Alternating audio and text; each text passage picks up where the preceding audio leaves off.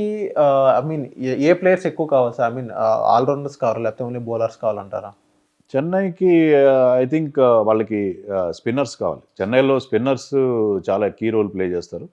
వాళ్ళకి జడేజాని అయితే వాళ్ళు రిటైన్ చేసుకున్నారు వాళ్ళు. బట్ మిగతా స్పిన్నర్స్ వాళ్ళకి కావాలి. ఫాస్ట్ బౌలర్ తుషార్ దేశ్పాండే లాంటి ఫాస్ట్ బౌలర్ లాస్ట్ 2 సీజన్స్గా బాగా పర్ఫామ్ చేశాడు. సో వాళ్ళు ముఖ్యంగా వాళ్ళు ఏంటంటే ఆల్రౌండర్స్ మీద ఎక్కువ ఫోకస్ పెడతారు. బ్యాటింగ్లో బాగా డెప్త్ ఉండేలా చూసుకుంటారు. So they will go for allrounders also. కానీ వాళ్ళ అమౌంట్ ఐ థింక్ ఒక 55 crores ఎంతో ఉన్నది. సో ఆ లిమిటెడ్ అమౌంట్తో వాళ్ళు అంత పెద్ద నేమ్స్కి వెళ్లకుండా చాలా స్మార్ట్గా బయింగ్ చేస్తారని అనుకుంటున్నాను. సో ఇప్పుడు మనం ముంబై విషయానికి వస్తే, ముంబైలో ఏ ప్లేయర్స్ ఎక్కువ కావాలి సార్? బ్యాట్స్మెన్స్ ఎక్కువ కావాలా? లేకపోతే కెప్టెన్ ఎక్కువ కావాలా? ముంబై 5 మంచి టాప్ క్లాస్ ప్లేయర్స్ని రిటైన్ చేస్తుంది, ఇంక్లూడింగ్ సూర్యకుమార్ యాదవ్, రోహిత్, బుమ్రా, హార్దిక్ పాండ్యా అండ్ తిలక్ వర్మ. వాళ్ళకి కీపర్ బ్యాట్స్మెన్ లేడు. సో మంచి కీపర్ కోసం వాళ్ళకి ఇషాన్ కిషన్ ఆల్రెడీ వాళ్ళ టీంకి ఆడిన ఇషాన్ కిషన్ కోసం కానీ, లేకపోతే foreign keepers like Buttler, Phil Salt, de Kock కూడా గతంలో వాళ్ళకి ఆడిన ప్లేయర్. సో వాళ్ళ కోసం వాళ్ళు వెళ్ళే అవకాశం. అలాగే బుమ్రాకి తోడుగా మంచి fast bowlers, foreign fast bowlers కోసం కూడా వెళ్తారు. జోఫ్రా ఆర్చర్ అయితే లేడు ఈసారి దాంట్లో. మిగతా Rabada could be their choice. Rabada, Starc, Mitchell Starc ఇలాంటి బౌలర్స్ కోసం వెళ్ళే అవకాశం. మరి సన్ రైజర్స్ విషయానికి వస్తే, సన్ రైజర్స్ దేనికోసం వెళ్ళే అవకాశాలు ఉన్నాయి సార్? సన్ రైజర్స్కి మంచి స్పిన్నర్ కావాలి. వాళ్ళకి స్పిన్నర్ లేడు. ఫాస్ట్ బౌలర్స్ కూడా కావాలి. ఇండియన్ ఫాస్ట్ బౌలర్స్ కావాలి. ప్యాట్ కమిన్స్ ఆల్రెడీ క్యాప్టెన్ ఉన్నాడు. నటరాజన్ కోసం వాళ్ళు ఖచ్చితంగా వెళ్తారు. నటరాజన్ లాస్ట్ టైం కూడా బాగా పర్ఫామ్ చేశారు. నటరాజన్ మళ్ళీ బైబ్యాక్ చేసుకోవడానికి, వాళ్ళకి ఆర్టీఎం కార్డ్స్ అయితే లేవు, బైబ్యాక్ చేసుకోవడానికి ట్రై చేస్తారు. అలాగే వాళ్ళకి మంచి ఇండియన్ బ్యాట్స్మెన్ కావాలి. ఇంపాక్ట్ ప్లేయర్గా ఆడేవాళ్ళు, ఫినిషర్గా ఆడేవాళ్ళు, అలాంటి బ్యాట్స్మెన్ కోసం వాళ్ళు వెళ్తారు. ఓపెనర్స్ 2 ఉన్నారు వాళ్ళకి. 2 మిడిల్ ఆర్డర్ బ్యాట్స్మెన్ కూడా ఉన్నారు వాళ్ళకి. కీపర్ కవరేడ్ నితీష్ కుమార్ రెడ్డి లాంటి ఆల్రౌండర్ ఉన్నాడు. సో వాళ్ళకి ఒక మంచి ఫాస్ట్ బౌలర్స్, ఒక Indian spinner, most probably Indian spinner కోసం రాహుల్ చహర్ కానీ, లేకపోతే చహల్ కోసం కూడా వాళ్ళు వెళ్ళే అవకాశం. సార్ ఇప్పుడు సన్ రైజర్స్ విషయానికి వస్తే, లాస్ట్ టైమే మంచి పర్ఫార్మెన్స్ చేస్తుందని చెప్పొచ్చు గత సీజన్స్తో కంపేర్ చేసుకుంటే. అండ్ ఈ సీజన్ ఒక మంచి టీంతో బిల్డ్ అయితే ఒక ప్లే ఆఫ్స్కి వెళ్ళే, ఐ మీన్ కప్ అనేది ఇప్పుడు సెకండరీ, ప్లే ఆఫ్స్కి వెళ్ళే అవకాశాలు ఉన్నాయండి సార్? అది ఇప్పుడే చెప్పలేము మనం, ఎందుకంటే 5 మంచి ప్లేయర్స్ని తీసుకున్నారు. లాస్ట్ ఇయర్ బాగా పర్ఫామ్ చేసింది కూడా 5. వాళ్ళ 5 రిటైన్ చేసుకునే ప్రయత్నంలో వాళ్ళు చాలా ఎక్కువ అమౌంట్ పెట్టారు. 75 crores they have spent. So they just are left with just 45 crores. So ఆ 45 crores వాళ్ళు మరి మిడిల్ ఆర్డర్లో మంచి ఇండియన్ బ్యాట్స్మెన్ తీసుకోవాలి, ఇండియన్ ఫాస్ట్ బౌలర్స్ని తీసుకోవాలి, ఇండియన్ స్పిన్నర్ని తీసుకోవాలి.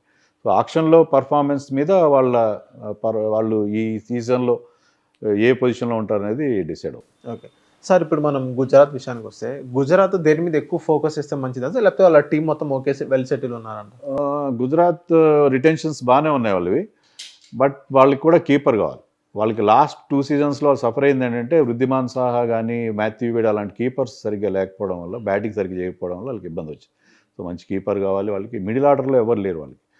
డేవిడ్ మిల్లర్ని కూడా వాళ్ళు రిటైన్ చేసుకోలేదు. డేవిడ్ మిల్లర్ వాళ్ళకి చాలా మంచి రిజల్ట్స్ ఇచ్చిన ప్లేయర్. సో అలాంటి ప్లేయర్ కోసం వెళ్తారు. ఇండియన్ ఆల్రౌండర్స్ కావాలి వాళ్ళకి. లెఫ్ట్ ఆర్మ్ పేసర్స్ కావాలి. సో పేస్ బౌలింగ్ డిపార్ట్మెంట్లో కూడా వాళ్ళకి 2 ఫాస్ట్ బౌలర్స్తో ఉన్నారు. మిగతా వాళ్ళని కూడా వాళ్ళు సమకూర్చుకోవాల్సిన అవసరం. ఓకే సార్, ఇప్పుడు ఢిల్లీ విషయానికి వస్తే, ఢిల్లీ దేని మీద ఎక్కువ ఫోకస్ చేయాలి సార్ ఇప్పుడు వాళ్ళు ప్రెజెంట్ అయితే? ఢిల్లీకి ముందు క్యాప్టెన్ కావాలి వాళ్ళకి. సో వాళ్ళు శ్రేయస్ అయ్యర్ కోసం వెళ్తారు అని అనిపిస్తుంది. ఢిల్లీకి శ్రేయస్ అయ్యర్ వెళ్ళే అవకాశాలు లేదు. ఎందుకంటే గతంలో అతను క్యాప్టెన్ చేశాడు, ఒక సీజన్లో ఫైనల్ కూడా తీసుకెళ్ళాడు. సో శ్రేయస్ అయ్యర్ ఇప్పుడు ఆక్షన్లో ఉన్నాడు కాబట్టి వాళ్ళ దగ్గర కూడా మంచి అమౌంట్ ఉంది. ఆర్సీబీ తర్వాత పెద్ద అమౌంట్ వాళ్ళ దగ్గర ఉంది కాబట్టి 73 crores ఎంతో ఉంది వాళ్ళ దగ్గర. So they will try to buy good players. వాళ్ళు కొంతమంది వాళ్ళ దగ్గర ఆల్రెడీ బాగా పర్ఫామ్ చేసిన వాళ్ళు, ఖలీల్ అహ్మద్ కానీ, ముఖేష్ కుమార్ లాంటి ఫాస్ట్ బౌలర్స్ కూడా వాళ్ళు రిటైన్ చేసుకోలేకపోయారు. సో వాళ్ళని బైబ్యాక్ చేస్తారు. అలాగే వాళ్ళు జేక్ ఫ్రేజర్ మెగ్గర్ కానీ లాస్ట్ టైం చాలా బాగా ఓపెనింగ్లో చాలా ఎక్స్ప్లోజివ్గా ఆడాడు. సో అతన్ని కూడా వాళ్ళు ఆర్టీఎం కార్డు ద్వారా మళ్ళీ తీసుకునే అవకాశాలు కనిపిస్తాయి. ఓకే సార్, ఇప్పుడు కోల్కతా విషయానికి వస్తే, కోల్కతా టీం మొత్తం రిటెన్షన్ మొత్తం బాగానే ఉంది. ఒక పర్ఫెక్ట్ టీం అంటే అదే అని వింటున్నాను సార్, అది కరెక్టేనా సార్? ఇప్పుడు పర్ఫెక్ట్ టీం ఒప్పుకుంటాను నేను, బాగానే ఉంది పర్ఫెక్ట్ టీమ్. అంటే వీలైనంత వరకు వాళ్ళు ఏంటంటే మంచి లాస్ట్ టైం విన్నింగ్ టీం కాబట్టి ఆ విన్నింగ్ కోర్ టీంని వాళ్ళు తీసుకోగలిగారు. బట్ ఇన్ ద బార్గెయిన్ చాలా ఎక్కువ అమౌంట్ వాళ్ళు స్పెండ్ చేశారు. వాళ్ళకి క్యాప్టెన్ కావాలి, కీపర్ కావాలి. సో అది వాళ్ళ మేజర్ రిక్వైర్మెంట్. క్యాప్టెన్, కీపర్ కావాలి. తర్వాత వెంకటేష్ అయ్యర్ లాంటి ప్లేయర్ని వాళ్ళు వదిలేసుకున్నారు. మళ్ళీ వెంకటేష్ అయ్యర్ లాంటి వాళ్ళు కూడా ఉండాలి. సో వీళ్ళందరూ కూడా వాళ్ళ సక్సెస్లో బాగా పార్ట్ ప్లే చేశారు. మిచెల్ స్టార్క్ ముందంతా బాగా ఆడకపోయినా ప్లే ఆఫ్స్లో ఫైనల్లో అతను కీ రోల్ ప్లే చేశారు. ఫైనల్లో he was the man of the match. So అలాంటి ఒక ఫాస్ట్ బౌలర్ని కూడా వాళ్ళు తీసుకోవాల్సిన అవసరం. ఓకే. సో ఇప్పుడు కోల్కతా రిషబ్ పంత్ మీద టార్గెట్ పెట్టి రిషబ్ పంత్ తీసుకుంటే సెట్ అయిపోయినట్టే సార్ మొత్తం. వాళ్ళకి Captain కీపర్ గానీ, కవర్ అవుతాడు, keeper. కెప్టెన్ కవర్ అవుతాడు, మంచి లెఫ్ట్ హ్యాండ్ బ్యాట్స్మెన్ కూడా వాళ్ళకి అందరూ రైట్ హ్యాండర్స్ ఉన్నారు. సో చాలా వరకు అది వాళ్ళకి ప్లస్ పాయింట్ పాయింట్ అవుతుంది. ఓకే సార్, పంజాబ్ దగ్గర హ్యూజ్ అమౌంట్ వాళ్ళ దగ్గర ఉంది కదా సార్.